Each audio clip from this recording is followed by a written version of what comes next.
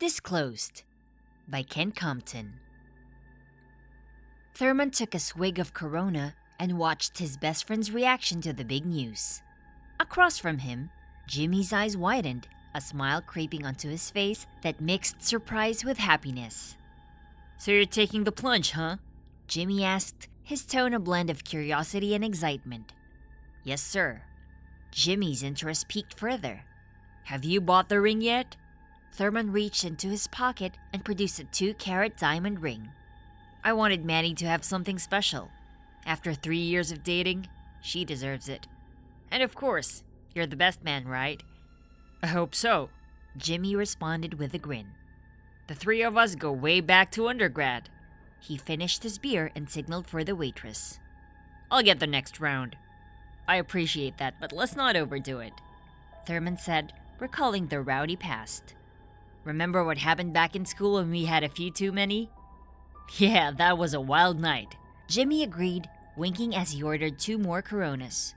"So, are you nervous?" "Nervous about what?" Thurman asked, a bit puzzled. "About asking Mandy to marry you. Are you okay?" Thurman's gaze was distant. "I'm not nervous about asking her. There's just a few things I need to discuss with her before I propose." "Like what?" Jimmy inquired, leaning in with interest. "Things I have the right to know before we become man and wife. Her credit score for one thing." Jimmy's jaw dropped. "Her what?" "Her credit score, you heard me. What does that have to do with anything? I have nearly perfect credit. If I'm going to get married, then I have the right to know how her credit will affect mine. What's going to happen when we apply for a mortgage? I don't want to get denied because of something that's on her credit. And how many credit cards does she have? Does she have a high interest rate on one card and low rate on another one? All my interest rates are low. Why don't you just have her sign a prenup?" Jimmy shook his head and looked past Thurman to the other end of the sports bar. "Where are the Coronas?" "I don't want to take it that far. Most guys wonder if the sex is going to be good on the wedding night. The sex is awesome between us already, even with a condom. I can't wait to do it without one." "So her credit is your only concern then?" "Basically. If I didn't know better, I would say that you barely know the woman you're about to propose to. I just think you have the proverbial cold feet well before it's time." "I do know Mandy well, but people change after marriage," Thurman countered. Jimmy clasped his hands and looked Thurman square in the face. "Listen, do you love her?" "Of course." "Then there's nothing to worry about." "Jimmy, too many marriages have ended up in divorce court under that optimism. I want ours to last, and I just think it's the little things that you don't discuss before the wedding that end up being big problems afterwards. And the stuff I'm talking about needs to come out before we get married."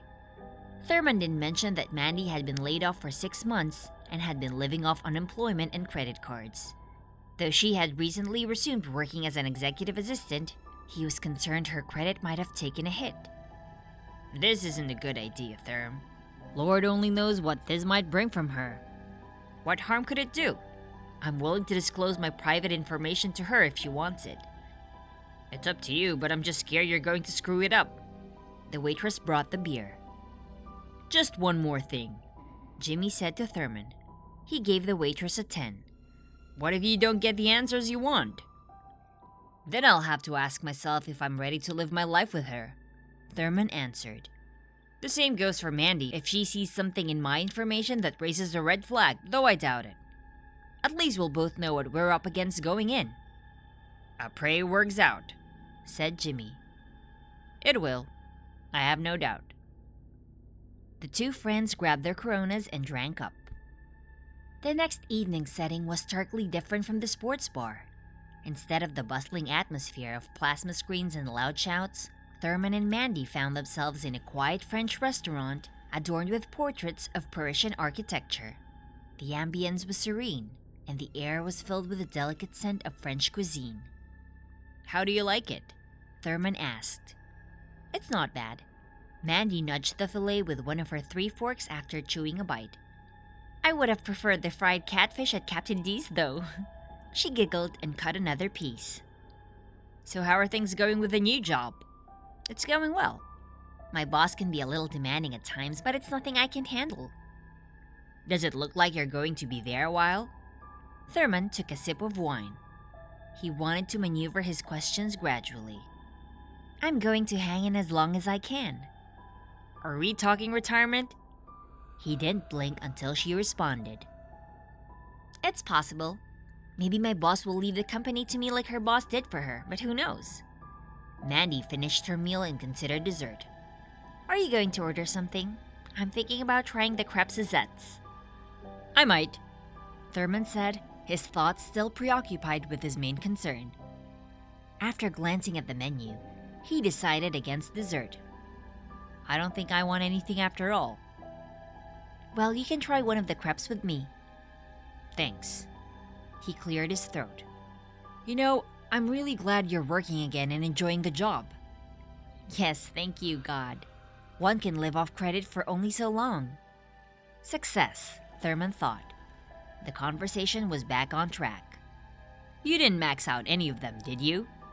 Almost, but unemployment money helped out a lot. Well, as long as you have a low interest rate, you should be okay, Thurman said, accustomed to his own low interest rates. I paid 23.99% on my visa. Damn! Thurman exclaimed, his voice echoing slightly in the quiet dining room. The reaction drew disapproving glances from nearby patrons. He lowered his voice. Is there a way you can negotiate for a lower rate? I don't know. What does it matter to you? Because I pay hardly any interest at all on my cards. How many credit cards do you have anyway? What business is that of yours? Mandy, listen. We have been together for a long time. It seems that the next logical step in our relationship is marriage. I don't see what one thing has to do with the other. If we ever get married, I want to hit the ground running with our finances without having to worry about what your credit will do to mine. That's why I'm trying to get this out all in the open now, so we'll know what needs to be improved upon before going forward. The main thing is that we love each other, she said. Even though we love each other, we should still have our business together. And it doesn't seem like yours is. Mandy lowered her head and closed her eyes, clearly hurt. I can't believe you're judging me like this. I'm not judging you, babe. He reached for her hands. But a man has the right to know what he's up against before he takes a wife. And what about a woman? A woman has the right to know too. My credit and finances are good. That's not what I'm talking about, Mandy replied with a smirk. What do you mean? Thurman asked, confused. Mandy's face grew serious. That night in college when you and Jimmy got drunk and experimented with each other sexually. Thurman froze, his eyes widening with shock and embarrassment. He loosened his grip on Mandy's hands, struggling to process her revelation. How had she found out? He hoped he could deflect the conversation. In college, when? Thurman, please don't play dumb. Jimmy told me all about it the next day after it happened. What did he tell you? Everything. She pulled her hands back. Thurman's mind raced. What had started as a focused conversation about her finances had abruptly shifted to an uncomfortable discussion about his past. The realization of Mandy's knowledge left him feeling exposed and vulnerable. So since we are disclosing things about one another, don't you think a woman has the right to know the sexual history of the man that might become her husband, especially if that history includes same-sex intercourse? He could no longer look at her in the face. It was a long time ago, and it was only that once. I told Jimmy the next day that it was something that I never intended to do again. I know, he told me. She grabbed his hand to reassure him. And I believe it hasn't happened again. No wonder he was so worried about me asking about your finances. Don't be mad at Jimmy. Even though it happened, I don't judge you or love you any less. And if I can overlook that, then you can overlook a high interest rate on my credit card. He had forgotten about his concern over her credit.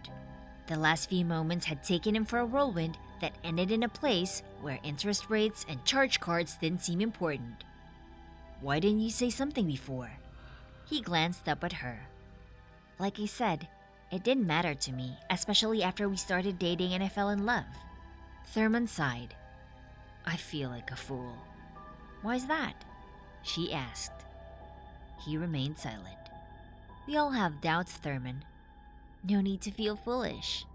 He looked away, momentarily avoiding her gaze. What are we going to do about us? Mandy asked. I have an idea, Thurman said, reaching into his pocket and pulling out a ring. Will you marry me? After a long pause and a single tear, Mandy replied, Of course I'll marry you. She looked at the ring with a smile. I thought you'd never ask, especially after our conversation. You really set me straight, Thurman chuckled. You made a good point, Mandy agreed. It's the little things we don't discuss beforehand that can become a problem later. We definitely need counseling, Thurman said. I need it more than you. There's nothing wrong with a long engagement while we sort things out, Mandy said, meeting his eyes. Just to make sure we're ready.